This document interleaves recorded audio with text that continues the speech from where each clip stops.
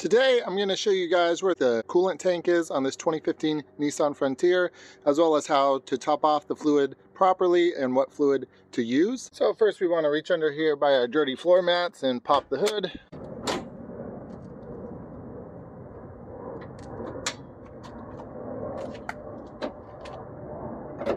If you're looking at the front of the engine, the left side over here on the passenger side, this is your coolant tank. Before you remove the cap to the reservoir, make sure that the engine is not warm or hot. Make sure that it's fully cool. Same goes for the cap on the radiator. Go ahead and take it off now. Now, don't be surprised if you hear a release of pressure when you take the cap off. Like that. Reason is this entire system, this is a closed loop system, and the entire system is pressurized, including this tank. So that is completely normal to hear that. Okay, so if you look down there on the bottom, there's a min and a max line, and as you can see, my level is a little bit low right now. Especially on these trucks, it's fairly common knowledge that you have to keep it at the max line, not just in between the two, and some people say to even overfill it just slightly. There's a fairly common problem on these trucks where if you are idling or stopped and you have the heat on, it's not really blowing hot air, and then once your vehicle starts to move again, then the heat comes back on. This means that there's air in your system somewhere, and one of the biggest causes is just going to be low on fluid. For me, I actually had to replace this hose. This is the heater core outlet hose. This is where it goes in. This is where it, comes out, and then it goes along back there. I had to swap that out recently, and when you swap that out, you actually lose, a fair amount of fluid, of coolant. So that's why I'm low right here. Now, normally it's not normal to lose coolant very quickly at all, but slowly over time it can evaporate.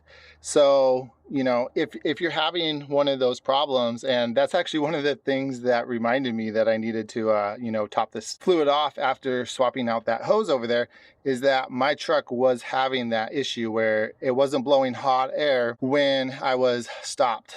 It was basically ambient or maybe just slightly warmer air coming out. And then once I was, up to like highway speeds, then the hot air started again.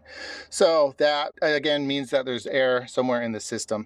So the easiest thing to try, and what, fixes it for a lot of people, is make sure that you're at that max line or a little bit past, and then you burp the system as you heard that air release earlier. And for a lot of people, that will fix the problem. If that doesn't fix it, there are other solutions out there to actually bleed the whole system, but we're not going to go that in depth today. All right, now that I'm done rambling here, go ahead and get yourself a clean funnel, stick it in there. I would highly recommend using a funnel. Coolant is something that you don't want to spill on many surfaces, including paint. So try to be careful. Speaking of which type of fluid to use, guys, Nissan uses a blue POT fluid. That's the type of fluid. This, of course, is not the OEM fluid, but this is fully compatible with Nissan's fluid. As you can see, lists Nissan 2009 and newer vehicles. I would highly recommend not to mix, different color fluids. If you're in a emergency situation, you can use anything, even regular, tap water. Now, this is a pre-diluted 50-50 mix, guys, so you can just pour this straight in. Here's the specs on the back there.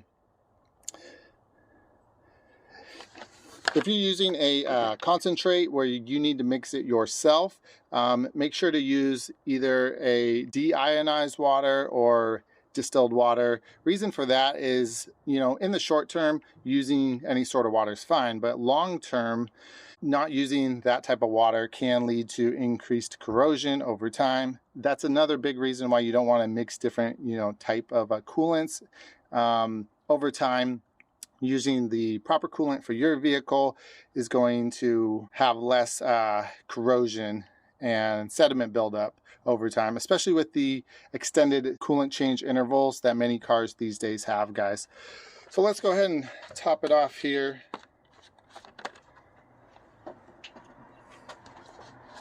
And I'm just going to try to go slow, but I'm just going to fill it up just past that max line. And let's see where we at there. Just below the max line. So we're going to go a little further.